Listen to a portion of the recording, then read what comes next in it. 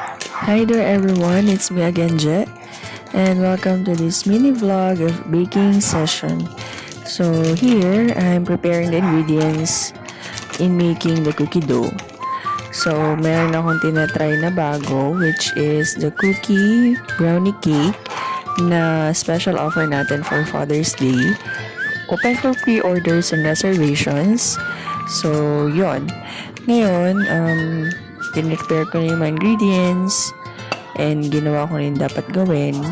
And one thing that I've realized as a baker, a newbie baker, na hindi pala to ganun kadali. I thought before na tatanong pa ako kung bakit medyo pricey kapag homemade cake kaysa dun sa mga binibili lang sa market or sa malls. Now I know the reason why. Because it's not easy. It's not an easy job to do. It's not an easy business to do.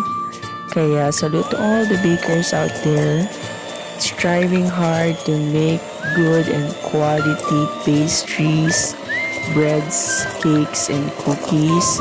You're doing a good job. Because it takes a lot of effort, hard work, and creativity in order to produce good quality and beautiful pastries. Kaya, ayun, ngayon ko lang siya nalaman na hindi pala siya ganun kadaling gawin and hindi rin siya ganun kadaling trabaho. Kaya, sana na-appreciate natin yung mga home bakers, especially the local ones.